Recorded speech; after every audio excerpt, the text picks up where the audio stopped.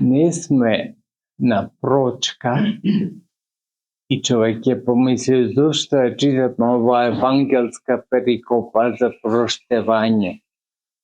Меѓутоа, проштевањето, браќа и сестри, е основна на црквената проповед. Затоа што само при проштевањето човек станува христијанин. Другите вери скоро и да немаат проштевање. Се слушнале муслиманите да имаат проштевање. Туку старозаветното, како јевреите, око за око, зап за зап. А овде проштевањето се поставува во центар на добродетелниот живот на христијаните. Сакаш да бидеш христијанин, тогаш научи се да проштеваш. А што значи да проштеваш? Која е смислата на проштевањето? Ако човек се кае, нормално потребно е проштевањето. Затоа што, еве, овај човек, кој од Бога добил сигурно многу дарови, 10.000 вели како динари да добил, тоа е огромна сума. Рачунајте спрема неговиот долг, односно спрема долгот што го имал неговиот пријател кон него, тоа е многукратно повеќе, како милиарди да се овие да должал, а после тој на свој пријател побарал неколку динари што должал. Во тој долг, кој е огромен кон Бога, Господ е милостив и од него треба да се научиме како да им проштеваме на другите долговите нивни. Нели велиме и во молитвата Отче наш, која треба секојдневно да ја кажуваме. И отпуштени ги долговите наши. Ама како? Како што и ние им ги отпуштаме на нашите должници. Значи, Господ ни ги отпушта колку и да се големи нашите гревови. Затоа е покажана една огромна сума, а дека Господ овој кој немал да ги подмири средствата му ги простил. А тој не сакал една мала сума на својот ближен да му прости од 100 пенеци, кои се незначителна сума спрема неговиот долг. Тоа нас алегорично ни кажува колку е важно да ставиме вредност на нашиот грев, а не на гревот на ближниот или долгот на ближниот. Долгот на ближниот може да биде некоја вредност. Меѓутоа, може тој со покаяние да го избрижи тој долг. Ама треба да имаме милост со покаяние да му простиме на другиот.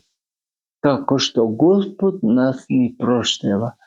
Затоа што ако немаме милост, ќе остане непростен гревот. А зошто е потребно да ги простиме долговите или гребовите? Затоа што нема да има соживот во идниот живот ако нема прошка. Тоа е толку просто и едноставно што мораме да го сватиме што поскоро. Имало еден и други свештеник така, што не сакал да му прости на својот брат неговите согрешенија. И го носеле на мачеништво. Во времето на првите векови на христијанството, кога христијаните биле мачени, и го носат овај поп, и тој исповеда зошто едноставно затоа што го исповеда Христа, упору затоа ќе му ја отсечат главата. Меѓутоа, толкому и попатот оди, тоа го разбрал еден човек и по патот додека го носеле, тој пешка, да не оде со кола или со комбер како сега, и го молел цело време попот да му прости гревот што го имал овој човек. Но свештеникот не сакал никако да му прости. И токму пред да му ја отсечат главата, каква помисла му дошла на свештеникот? Да се откаже од Христа. Добро, рекол, заради главата собствена, јас ќе речам така, дека се откажувам од Христа, ама јас не се откажувам, да, ама народот го гледа тоа, соблазнува многу народ, тако е свештеник. И овој должникот негов,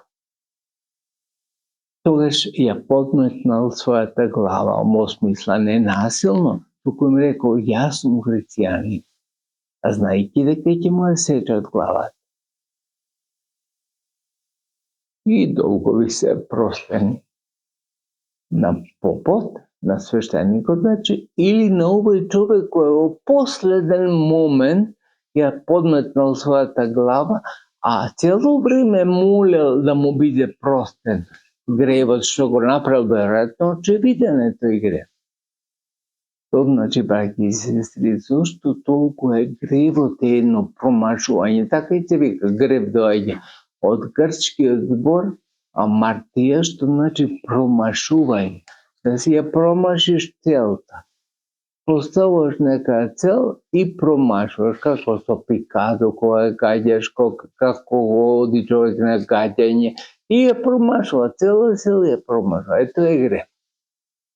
И сега во таква една состојба ние треба да го молиме Бога да ни прости и го молиме и тој ни прости. И ние не сакаме да им простиме на ближните кои многу помалку ни должат нешто. Дали морално или материјално, се едно. Цано е тука збор на кој начин ни должат. Ама ни должат нешто и ние сакаме упорно да си го направи, да си го наплатиме. Често пати се слушала, правда е тоа. Правда е човечка измишлјотина. Има правда Божја, сигурно. Ама ние си направивме правда од се и се што. Имам право јас на тоа, вели. Имам право, уште дете, што се вика 2 години, имам право јас на тоа, ќе ви кажа. Токму тоа дека има право и да греши. Ама не оди до крај. Не само да има право човек да греши, треба да има право и да се кае, ама и да ги проштева гревовите на другите. Тоа е многу важно, ќе ми рече човек, како е возможно тоа во другиот не се кае. Проштевај му, тогаш си наивен, да не кажем глуп. Проштевај до бескрај, а другиот не се кае за тоа. Не, потребно е покаяние, меѓутоа токму ова не учи и нас дека е потребно покаяние. Значи, потребно е да се преумиме, покаянието и тоа значи да се преумиме со нов ум, со нови критериуми, со нови вредности да ги вреднуваме работите во живот. Тоа е преумување или покаяние. И тоа е предуслов за да има и проштување. Иначе, ако гревот се задржи, значи тој што направил долг некако, тој е гревот е долг.